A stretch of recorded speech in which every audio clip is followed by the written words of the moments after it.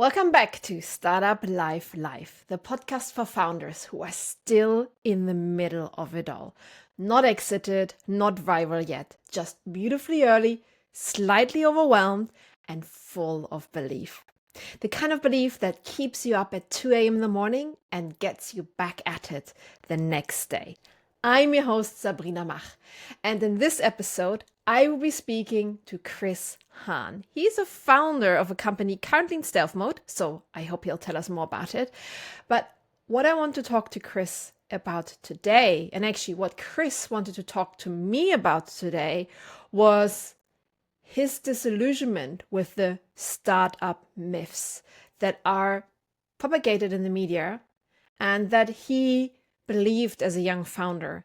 And during his journey across multiple startups that he's founded and supported, he now has a different view. And he cautions that young founders need to be aware of that and that some of those myths can be toxic. And let's talk to Chris. I'm really curious what he's debunked for himself and how he approaches startup life today with a new thinking of what it really means to build a startup. So join me as I speak to Chris in Berlin. Let's go.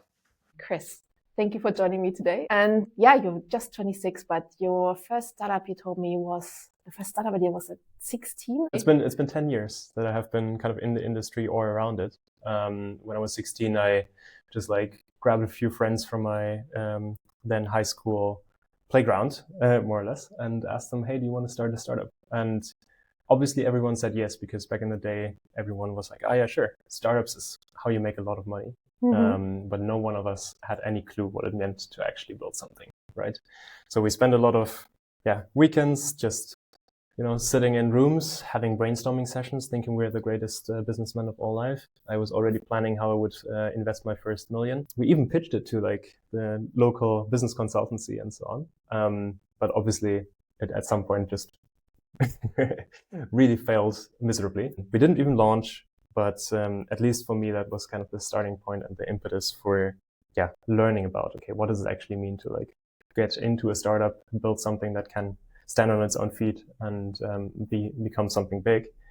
So that's been then kind of the journey for me after that. Went to business school because I thought I wasn't technical. Then started working at a rocket internet startup in Italy. And after or around COVID, I then moved to Berlin to join Enpal as one of the first digital product managers. Went with them until the unicorn status, and then afterwards thought, okay, now I have learned enough. I need to get out there and build my own thing, which I then did with purpose. Nice. And the journey continued a little bit more. Tell us the whole journey, and then I'm really curious about the myths and how along that journey things changed. Okay, yeah, sure. I mean, so through having been at Prana Pro, this rocket internet startup, as well as Enpal, I thought, okay, I already know it all, mm-hmm. The exact kind of techniques that the big players essentially use. You set your goals with OKRs and stuff like this. And we immediately tried applying that, and it miserably failed right in the beginning, because as soon as you're building your own thing, everything is new, right? You mm-hmm. don't know exactly what your business is going to be like. You don't know what goals to set, because you actually don't know how you're going to get there. Yeah. So all of that needs to be changing on a really recurrent basis. And you need the right kind of mental models in order to shape that way. So starting out on purpose, essentially just living off my own savings in the beginning, for me was at first a real period of anxiety, because mm-hmm. you suddenly have this ticking time bomb that is just getting closer and closer to exploding, i.e. your bank account hitting zero. And living under that pressure at first took some time to get used to. It meant that I was much less relaxed and actually mentally calm, so that I could devise a strategy that would work. Yeah. How do you get used to that ticking clock of your money running out? I think it's a different state of working, and I think for me it was actually just it took some time to get used to it. And then at a certain point you get used to, okay, living on a shoestring budget, right?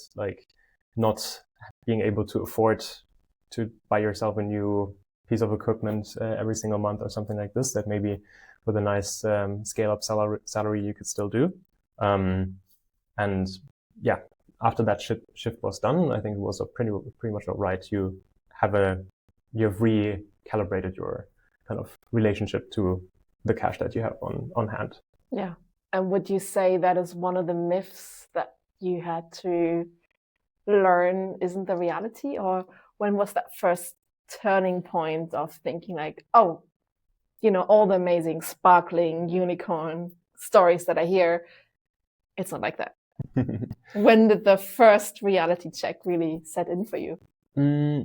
I think definitely that was a change, kind of the mode of living. But then for me, the first real reality check was having worked on a particular idea and actually having kind of executed well on the things that I was focusing on, i.e. building a product and, technically bringing it to market, and then not seeing it immediately pick up, right?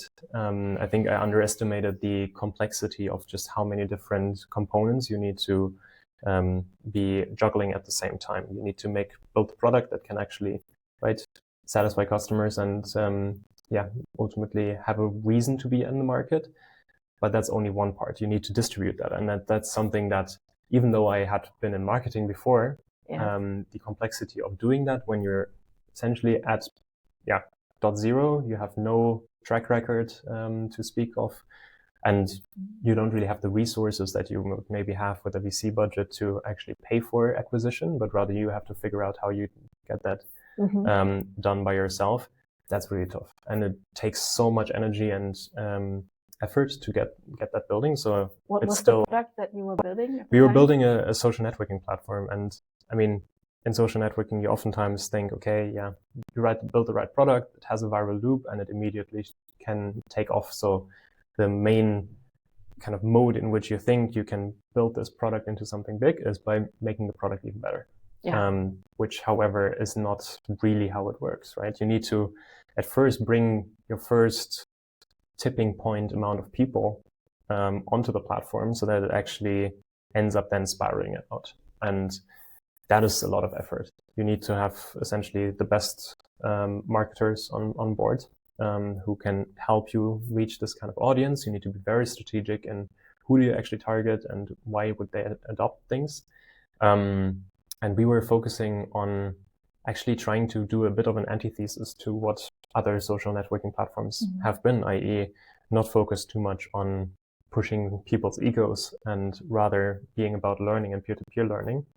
And in the sharing mode itself, as well as the kind of viral loops, they were somewhat undercutting each other, which we at some point had to acknowledge and accept. And what do you mean by they were undercutting each other? So the design of building a space where people can actually share and be real requires you to have a certain secrecy or an ability to just be yourself, right? You don't really want to be creating this alter ego that is this like kind of fabricated identity that you maybe have to create on other social media platforms in order to gain the audience that you would want. And it would immediately mean, okay, I cannot share certain things about my life that I would like to share maybe. So in order to enable that, we essentially cut all of these vanity things off in the platform design. But it also meant exactly these motivations why people end up using social media, oftentimes to boost their egos, to boost their income or stuff like this. That wasn't working for us, but rather against us, which made it really difficult. We did have a enthusiastic initial group of people who were like, okay, I love the idea, I love the kind of vision of it. But in the end, it's not about the intention that people put in, but rather the actual action. And we had to learn that was just not enough. So after a year of building that, we ended up pivoting into a new direction. So if you look back, what was the initial myth that you had in your head? And what is that new worldview that you have now? And how does that shape things? I think in this case, it's really the idea of product, like a really good product sells itself. I think that's a myth that we too often hear about. Like there's so many podcasts with the founders of Figma, Notion, whatever, who like explain how they just built this amazing product and suddenly it took off by itself, right? But you need to have, for one, spend enough time building this product that actually allows you to do it, which based on just savings alone, for example, pretty much no person can do by themselves. Yeah. And equally, you need to already have built in these loops. And probably you need the distribution anyways, right? You need to have reached these few first 100,000, even more people through the network that you've built up, or the connections that you already have, to build this tipping point of attention. And that is incredibly difficult, and it's kind of an illusion to think, because Notion did it and other players did too, that's how it's also just going to be. I can just focus on building the best product, and that way I'm going to succeed. Yeah. So the lesson learned, I hear in a way, is the product has to be amazing, yes, but you need to think about the full customer life cycle in a way, from how do they discover it, like from the customer perspective, but also for you as a founder, how do I reach them? Yeah. How do they even find out that we exist? And then how do we stand out against others in the market? And then how do we get people into the product? And then how do we keep them coming back? Exactly. It's thinking beyond the product and thinking about the full journey of a customer and how one might engage them and reach them. Correct. And I think really looking at other cases from this perspective of what inbuilt distribution did they, for example, already have. Like you see a lot of these founders on Twitter, for example, or on the different social media channels, which already have a certain following, launching a product and it immediately reaching 100K users. For someone who is 22, hasn't ever really engaged with a Twitter audience and doesn't really have so and so many thousands of followers already, you just don't have that distribution, right? Yeah. So comparing yourself to this case and thinking, they did it, so I can do it as well, is probably going to lead you astray. So you need to be really mindful of, okay, what does it actually take to reach this amount of people? These Twitter followings that people have built have been built over years, like sometimes 5 to 10 years already, right? So being in this community for a long time has given them this initial impetus that they can then, piggyback on top of. If you were starting out at zero, it means you have to wake up every single morning and essentially find 100 people to talk to every single day. And that takes a lot of energy.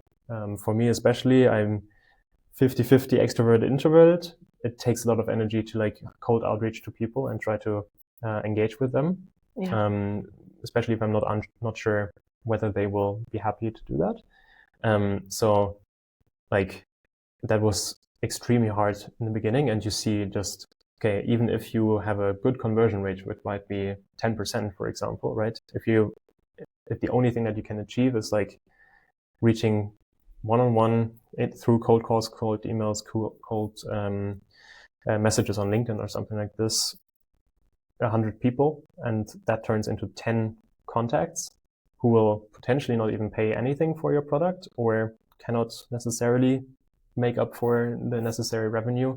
It's really difficult to build your business in that manner, Yeah. You can buy distribution if you have the money, if you have VC funding, for example. But it doesn't necessarily mean that your business will then also thrive, obviously, with that distribution taken care of by itself. Yeah. For me, it also points a little bit at another myth that I've heard, which is the overnight success of a startup. And I remember hearing a quote from, I think, the YouTube founder years ago, which was like, how did YouTube become an overnight success? Mm-hmm. And the founder said, 10 years of hard work. Mm-hmm. And then you become an overnight success. And that is the reality, also from the story that you're telling. It takes a lot of pre-work to then suddenly, in one moment, be successful. Exactly. I think you need to figure out this, how do you manage this long 10 years, right? Kind of, what is the the strategy so that you can actually spend 10 years building this overnight success. Yeah. I was listening to Poor Charlie's Almanac just on my bike ride yesterday, and he's describing this case study of Coca-Cola and how essentially Coca-Cola over 150 years could have become a $2 trillion company. Right? Because they had a lot of the kind of ingredients that it takes. You don't necessarily need to build an apple in order to build such a valuable company. You can even make it with sugar water that earns you a 4% profit. However, for that, you need to spend 150 years of discipline, essentially. And that's pretty much the reason why we don't see Coca-Cola at a $2 trillion valuation, because they haven't had that discipline. They haven't had the pure conviction that they would follow a certain predefined thesis, in a sense, for so long, which is, I think, also incredibly difficult / impossible to actually do. Because we always tend to doubt ourselves and rethink and try to kind of get even better. But oftentimes through using the right mental models and stuff like this, you can devise a strategy. You then, however, need to hold steady as well to follow that for long enough.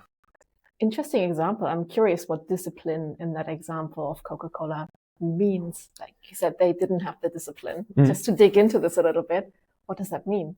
So in the case study or the example that he gives, it's, for example, what you need to achieve in order to, he calls it a Lollapalooza effect, more or less. If you have a lot of different factors working for you, coming together, they can create something out of this world, essentially. One of it is, for example, the just pure focus on one single product and keeping that the same quality, the same taste, the same brand identity for the whole course. Even if there is evidence that might suggest that for example, the flavor could be improved. So there was this case of New Cola, it was called, that Coca-Cola launched a new flavor of Coke and thought, okay, we have tested it and people say it's better than the old original flavor.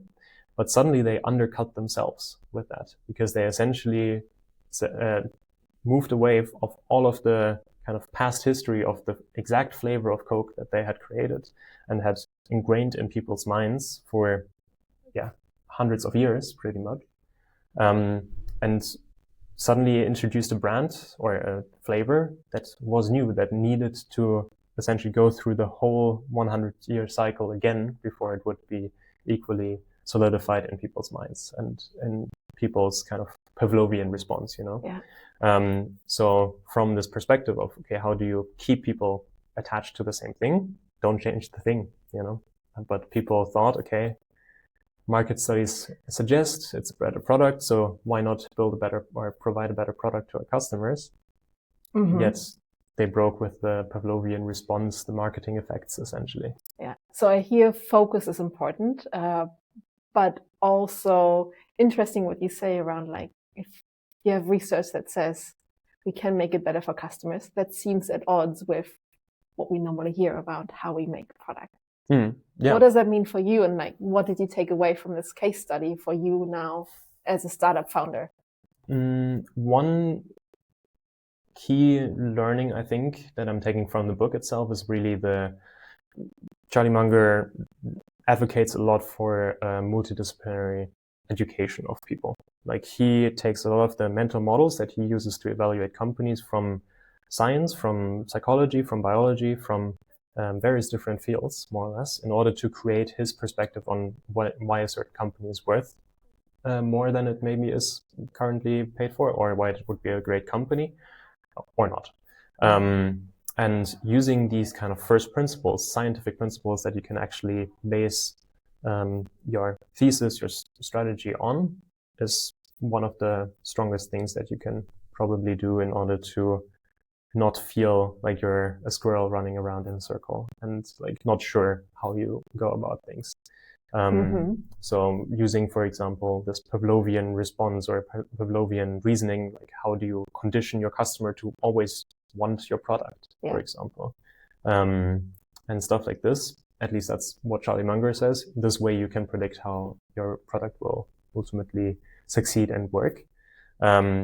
Whether the product is good enough and you can actually pull it off technically is also another thing, because he describes as well, we will create a flavor that is so satisfying that you want to drink it, but it also doesn't have the aftertaste that you would want to stop drinking it, which is a technical challenge, because pretty much everything that we consume as humans, we at some point get like really sick of, you know, in order to essentially stay in moderation. Yes. So how do you make sure that exactly that getting sick of it doesn't happen is a technical challenge, which was a gamble whether Coca-Cola could make it work, but they apparently did. And this way they could have people drink cola for pretty much all day.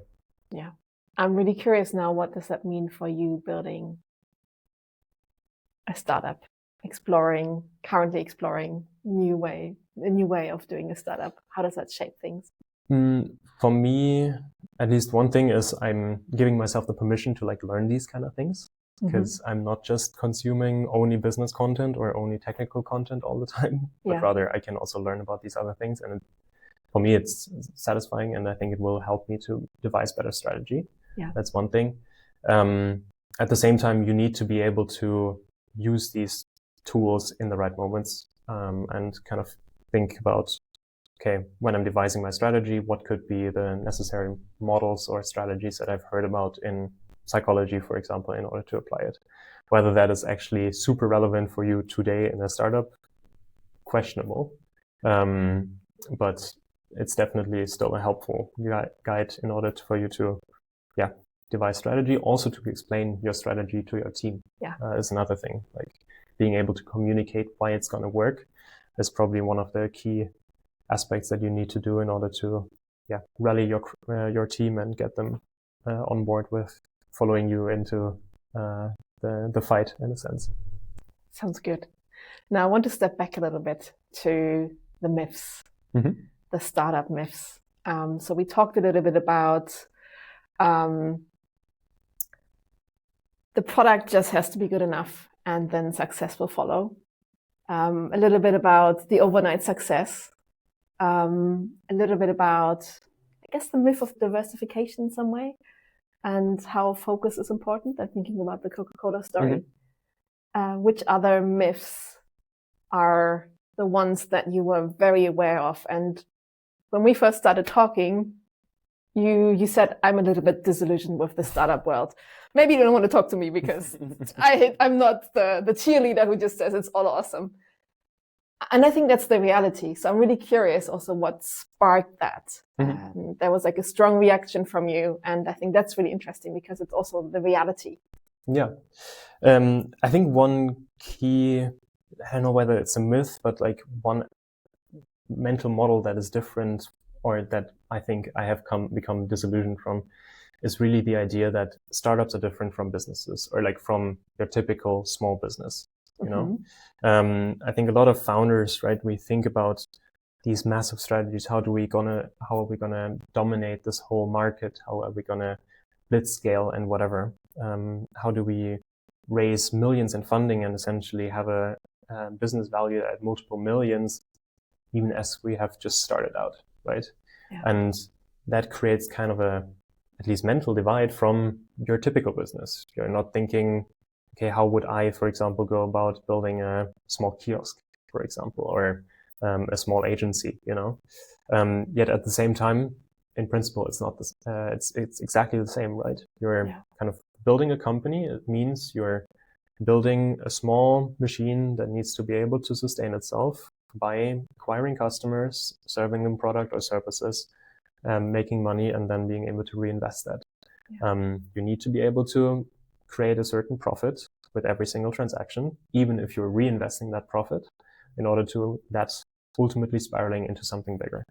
And if you're starting with the end of, okay, I'm going to build this massive market dominating company, and that's the spirit with which you go into it, it's cool because it keeps you motivated, but at the same time, you might be blindsided by the actual realities of building a business, right?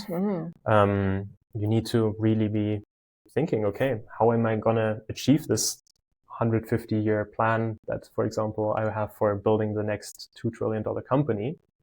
And yeah, ultimately any $1 trillion company has been in it for a long, long time. So like, how do I actually make that work, right?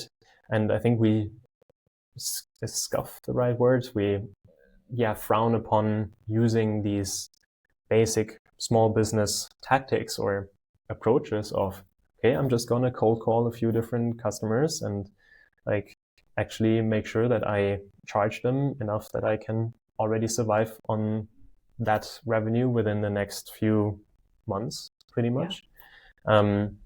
We rather want to go for the bigger thing. And that means that we're at odds with this kind of reality of we're actually in business. We're building something very similar to your kiosk down the street. Mm-hmm.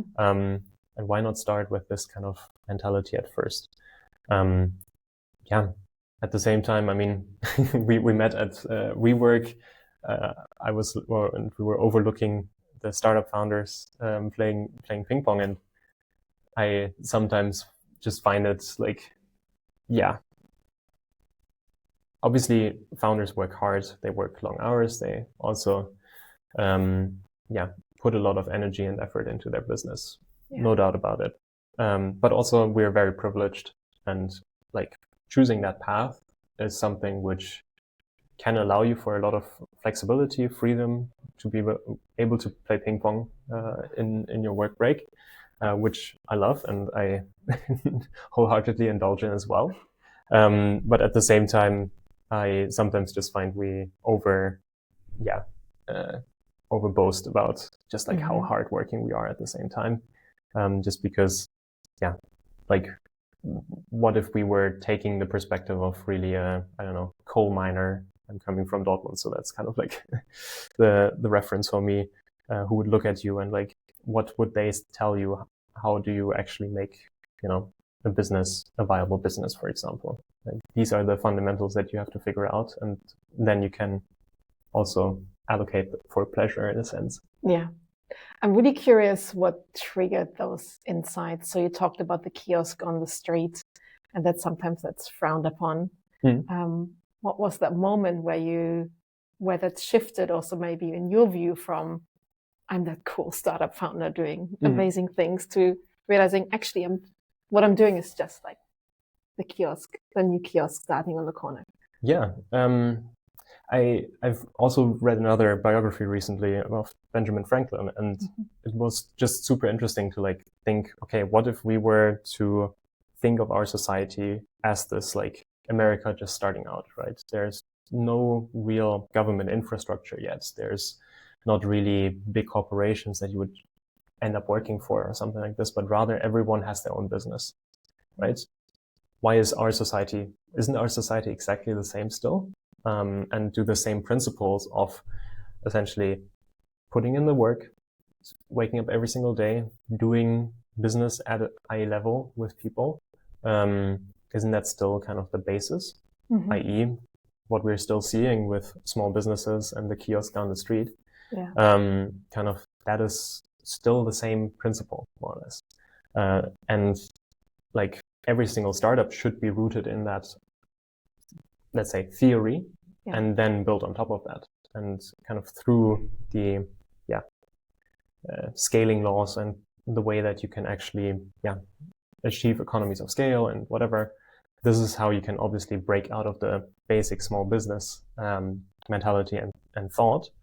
But still, in order to have started something, you probably do better starting with this mentality, figuring out how can I build a small sustainable business that can give me the time and money and energy and resources so that I can start building a bigger business as a starting point.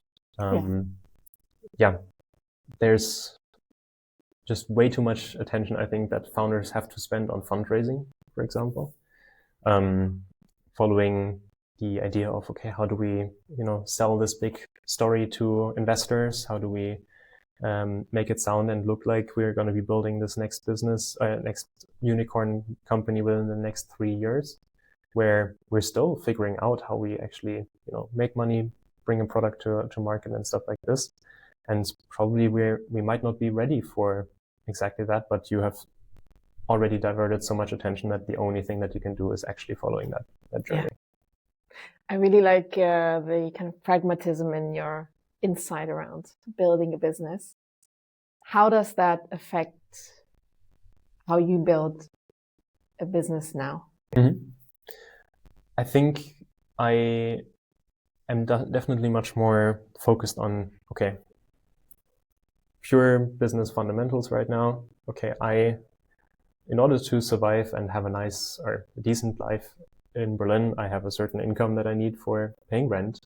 I need to be able to essentially sustain myself like this. These are the fundamental things that I need to cover. And that's the revenue essentially that I need to have within the next few months. And that gives me a very clear perspective on, okay, what are viable paths to get there? Building a SaaS solution, for example, where I can charge 50 euros per customer per month. Even that is already an expensive SaaS in certain ways, right? But acquiring one single customer might take me multiple days. And then they only pay me 50 euros, maybe over a few years that will pay off enough to actually equate these kind of costs that I have to acquire them. But actually, if you think about it as a small business, that's not going to be enough in order to sustain me. So how can I pivot my product in a sense to have a higher revenue in a shorter amount of time so that I can actually then continue spending the time to build the customer base so that I could actually reduce per customer payments, for example, have therefore a more scalable business that can grow to a bigger amount of customers. It helps me refocus the way that I go about things. So now, for example, with a friend, rather than building a SaaS solution for the solar energy market, we started out with just building an agency model where we can help people with the exact problems that they already have today and the expertise that we have. I worked at Enpal and I can, for example, build websites and know how to build good, well-converting websites. Why not start with that? Essentially make a decent enough chunk of money so that I can actually afford to then be building the SaaS solution that we can scale to larger areas. And at the same time, by building our community, the kind of network and the distribution channel that we would need for the agency anyways, we can then leverage that to go into building that out for the SaaS solution as well. So like, this is how so Maurice and I, we are, for example, thinking slightly differently about now going about to build the product. Interesting. So you're really starting by thinking about the sustainability of the business and growing from there and then taking the next step to that. Exactly. Big sense. So for me, I mean, I do want to build a unicorn company. Mm-hmm. No doubt about it, right? And I think every single or most startup founders would say that their aspiration is doing that. I also, however, know for me, the general founder pathway of like being your own boss and being able to devise strategy and stuff like this, that's exactly the way that I want to live and work, no matter what, whether I'm building a unicorn startup right now or something else. So you don't want to live the standard founder pathway? I want to have a job being a founder. Okay. You know, I think you oftentimes have the case, okay, now I'm a founder for the time that I spent on this one single company, you know, trying to bring that to fruition. And if it works or not, probably as soon as that closes, I will go into either back to a corporate job or otherwise have made it so that I can actually just retire, you know. Mm-hmm. I like the kind of hustle, the day-to-day of being a founder. So I can imagine building businesses as really my day-to-day job, right? And these businesses don't all have to be unicorns, but I can also start with building small businesses like an agency, for example, still using the ideas that I have and the knowledge that I have about how to productize things so that I can potentially scale these too. But I can thereby provide myself the financial flexibility to be a founder for life in a sense. And then using that, I can also dedicate the necessary time, mental space, effort, and so on to really build a product that can become not only a unicorn as valued by VCs, but a multi-billion-dollar company based on true revenue, true profit, and the true business fundamentals as they would be evaluated by stock markets and so on. Yeah. Right? Because I'm kind of disillusioned as well about the financials of building a VC case, right?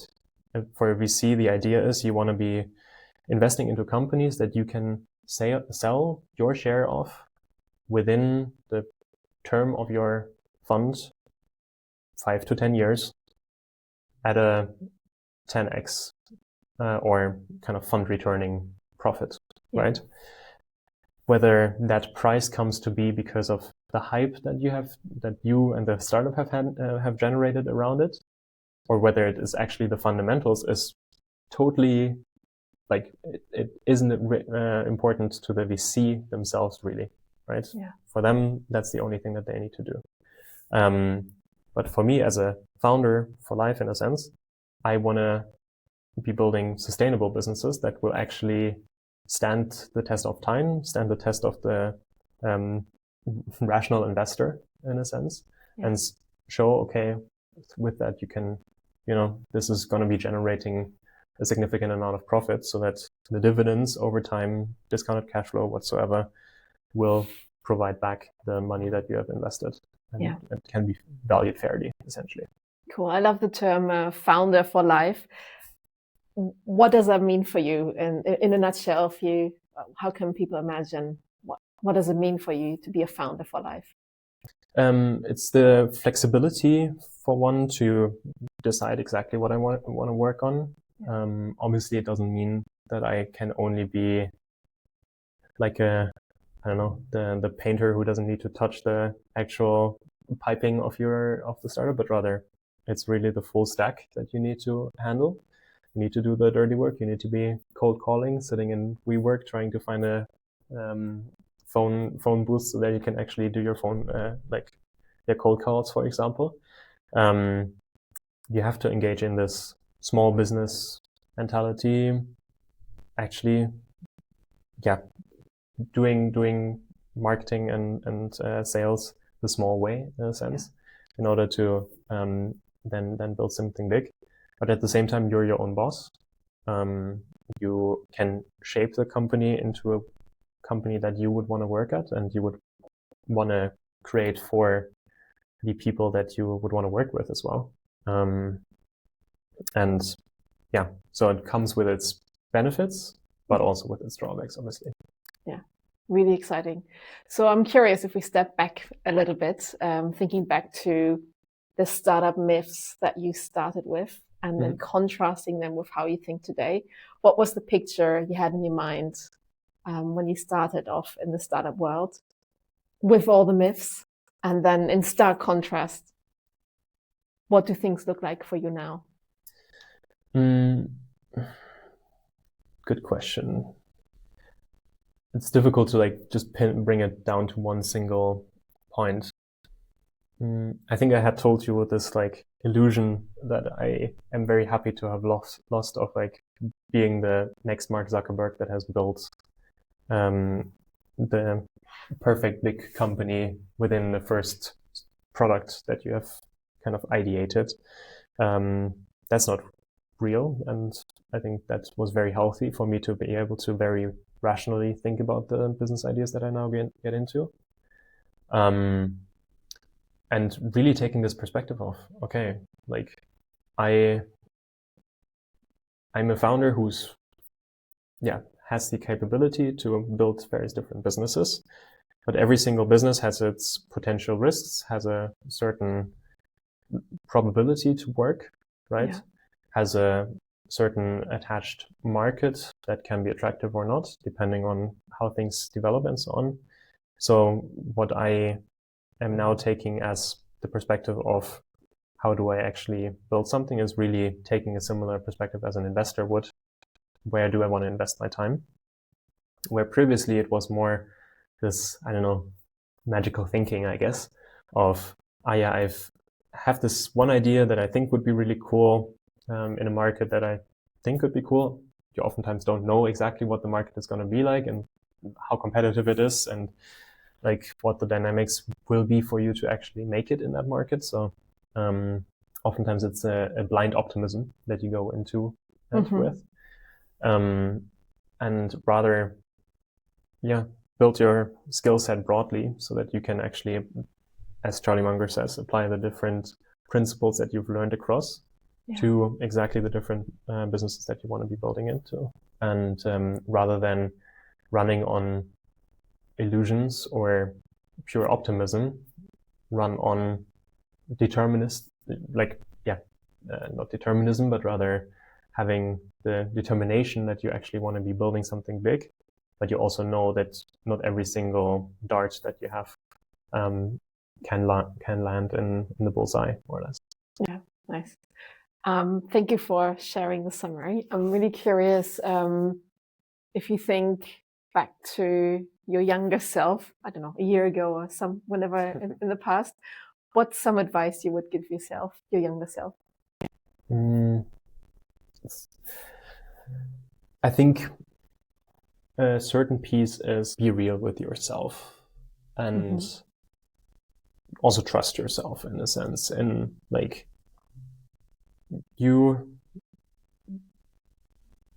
I don't know, how would I best like avoid some of the pain that I have gone through? Is it the pain part of the journey? I'm going to be a little bit provocative there. Yeah, that's kind of the thinking that I also have, like potential, or probably I needed to make the mistakes that I also made in order to have learned the things. Ultimately, the most important thing is seek truth, right? And like try to be giving you as rational an evaluation as possible in every single step. Like when things don't immediately take off, it can be good to keep pushing, but there should be a reason why you should be keeping pushing, for example, right? You should have a certain theory why repeated application of the same strategy should work, rather than it's just going to be making the same mistake again, more or less, right? For example, in marketing, right? Seeing the same people multiple times means they will trust you more. There's this psychological effect of mere exposure. That's why you can actually build trust, and trust in turn allows you to actually sell to people. So there are these kind of mental models that can allow you to actually rationalize, should I stay the course or should I actually pivot? And trying to find these kind of models and then apply them rationally to your journey is really important. And I think another piece is don't sacrifice the short term for the long term, more or less. Also in business school, I was always taught, like, we see a lot of the bad outcomes of business because people are prioritizing the short term of the long term. So it always was like trying to push the long term as much as possible. But at the same time, whenever you're building a fledgling business, the long term probably doesn't exist and only the short term does exist, right? Interesting. So you need to make sure that the short term is secured before you can start working for the long term. Otherwise, you're essentially building castles in the sky. True for a startup, I would say. And then it's, when do you shift that perspective? Because there's the danger to fall into the short-term thinking, right? I've seen it in enterprises, and that can also be very destructive. It's, I guess, whenever you can choose, okay, do I prioritize the long term over the... It's difficult. I think in most cases in a startup, you don't have a long term. So prioritize the short term, more or less. Like, and you can still prioritize the short term in a sense, or you can still achieve outcomes in the short term that can still benefit your long term as well. So suppose we take the agency business, right? We can be building our customer base in the short term, making a decent amount of money with every single customer, and thereby being able to sustain ourselves, prioritizing the short term, even while building a product, or essentially a productized solution for these customers that we can scale at a larger to a larger scale over time as well, because we have, for example, built one size fits all solution in a sense for a lot of different businesses that we can apply across. So like there are always ways how prioritizing the short term doesn't mean you have to completely part with the long term. If you're, I guess, smart about it, you have the necessary experience, and you see they're actually not necessarily in conflict with one another. It, however, allows you to have a much more probable short term, which is preferable to like the ideal long-term solution of, we have no technical debt, we have no kind of commitments for the long run, and so on and so forth. And the example that you gave also sounds like you're using the short term to invest in the long term. Mm-hmm. You're using some of the foundations that you're laying, the learning that you're gaining to then enable the long term. Yeah. So it's not, as you say, disconnected. It's prioritized, but with the focus on achieving something in the long exactly run. Yeah, but I think that's one aspect that previously I would always like, building an agency business is probably one of the most frowned upon things in the startup / VC bubble, you know. I know, because like you cannot scale that. You always will need to like have enough people so that you can serve your customers. Then you have customization for every single customer, and that doesn't scale, right? Well, it creates pretty solid businesses. There's so many different agencies around. Of course, that's not the VC case, but that doesn't mean that you as a founder or as someone who wants to build organizations, that's not an attractive pathway for you, right? And if that pathway allows you to gain the financial independence, that you don't even have to listen to those VCs, but rather can just chart your own way, that's the perfect case. And that's maybe also a myth that a cool startup is only cool when it's a VC case. Mm-hmm. There are really good businesses that are starting that don't need the VC case, that can be bootstrapped, that can be built as a sustainable business, and that are also really profitable and scale, that don't have the VC. Exactly. And I think for a lot of people going into the startup scene, it's kind of like a different competition that you can get into, right? Like I want to become world-class at building businesses. It's definitely one of the things that drives me to do it.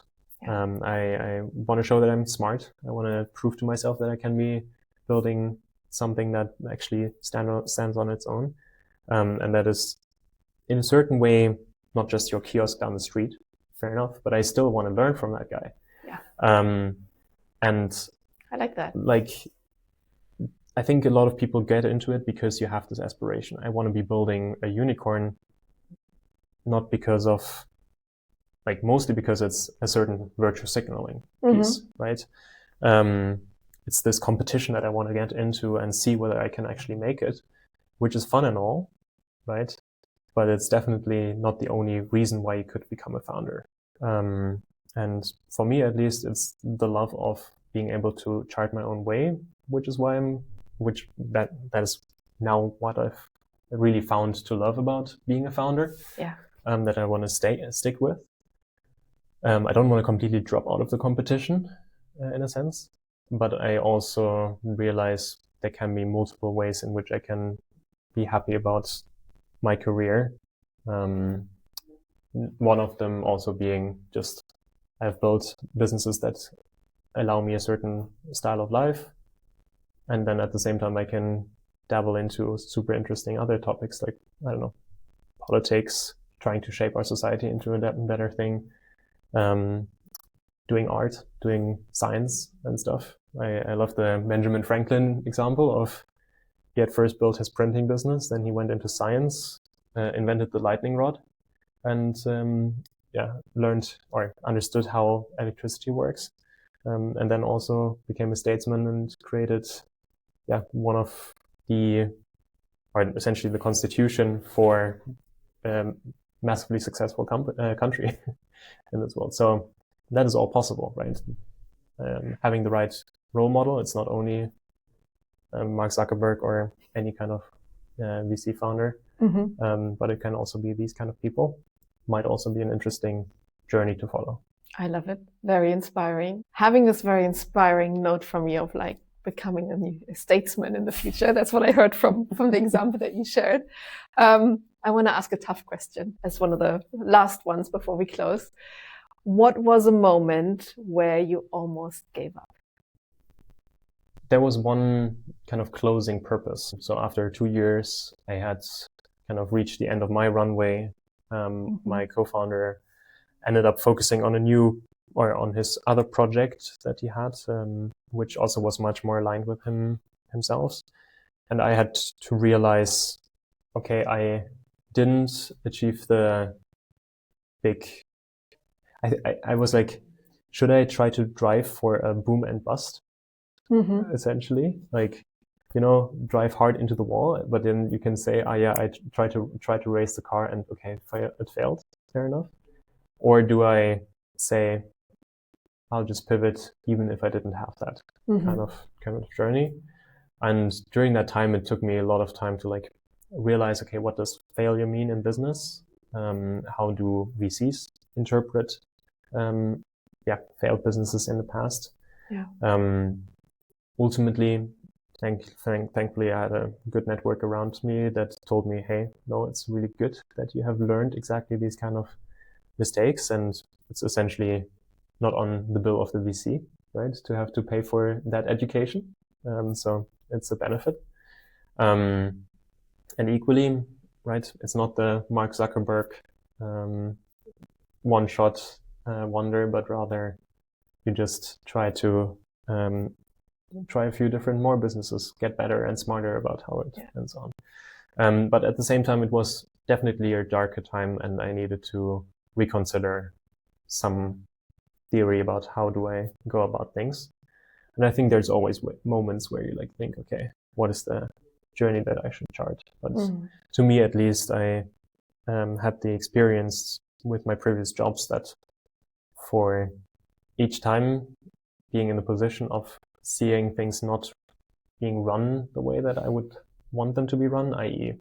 people managed in ways that aren't good for them, that not allow them to learn really, or kind of strategies taken that I wouldn't agree with. That riled me up always so much that I had to quit. And I haven't had that with being a founder. So I knew, okay, the only course that I can kind of stay on is going down that route for myself. So that's why I'm still here. Super nice. And the interesting part about failure is that I believe in German culture and European culture, failure is still seen as often still something negative. Whereas in American culture, if you're a failed startup founder with like three attempts, that's like cool. Whereas it's still something that's changing here, that it's okay to try something, fail, and then try again. Exactly. Yeah. I think actually this perspective of being a full-time or founder for life is probably would really help with that. If more people wouldn't say, okay, I've attempted to like participate in running the VC race only and didn't work out. So now I failed and I concede and leave.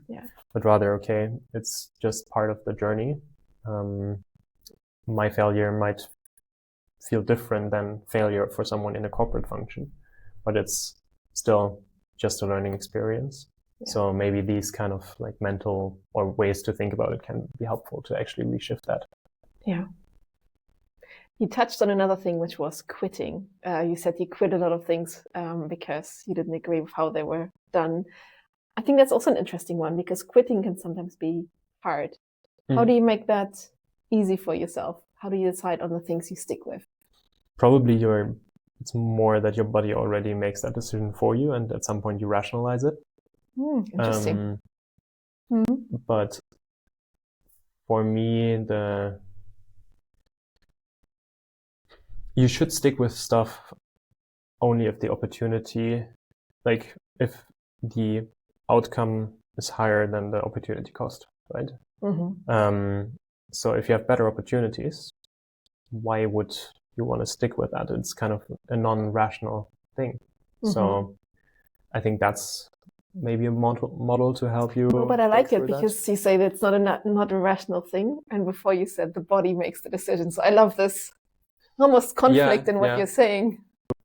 I think there's just these two models, or there's the rational business. Is it the right thing to pursue? Yeah.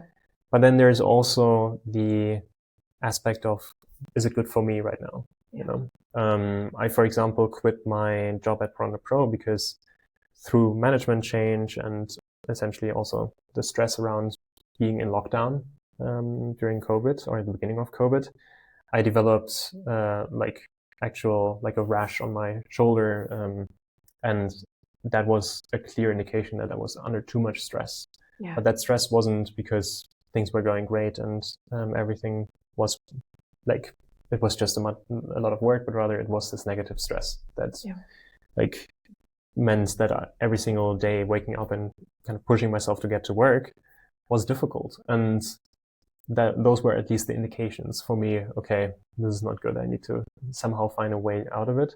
Luckily, opportunity came knocking, and someone from Enpal reached out and was like, "Hey, we're looking for someone technical like you. Do you want to join us?" So luckily, that opportunity presented itself. So there it was also like, it's kind of, I mean, it was uncertain how much each opportunity would pay off in a sense. For me, also the perspective of how much personal growth can I derive from a certain role? Like, is my growth trajectory right now kind of ebbing out, and therefore I should maybe pivot into a new role? Or is it something where I'm still like learning just so much on exactly the things that I want to learn? There's a multitude of different factors, but yeah. Ultimately, you can say, just from a psychological perspective, a lot of the stuff that a lot of the decisions that we take as a person have been intuitive rather than rational, and we end up rationalizing them. So from a psychological perspective, the body makes the choice anyways. Yeah, interesting. Thank you so much, Chris. I wonder now what's next for you, where you're building a new venture at the moment, and what's the next thing that you're excited about? Where are things heading? So AI is super exciting, obviously. I think there's a lot of risk in it as well right now, because just everyone is moving into the space that you can potentially be building stuff that's like doesn't have the necessary profile for actual building a really good big business out of it, more or less. If you're in a super crowded market, you don't really have differentiation. You don't really have IP that can differentiate you or sustain your position. That's a key thing. And that's one thing that is also making me kind of hesitant to just plunge into it. Like, obviously you can go the VC route right now and like tell that story and get funding probably. But for a lot of these cases, it's an opportunity that a lot of people have already seen as well and will be building as well, unless you have a unique insight that really makes a change. So I'm kind of, on the edge on that. I do have a thesis developed from also my previous experiences that I'm currently exploring, looking for the right co-founder with that as well, like really going into a much more deeper IP perspective of how can we actually build a new data layer for AI to interact with companies, company information and financials. But in order to actually have the time to like develop that, I'm right now taking the route of using an agency as a way to actually, forge myself the path that I can follow to do the necessary due diligence in pursuing this venture, and then ideally build something without needing the support of venture capital, which would require me to inflate valuations as quickly as possible rather than building a really sustainable and profitable business. Yeah, I like that focus on a sustainable business. That resonates very strongly with me. You mentioned you're looking for a co-founder. What are the skills? Maybe we can, we have a Sure. listener who, by coincidence, might be the right person.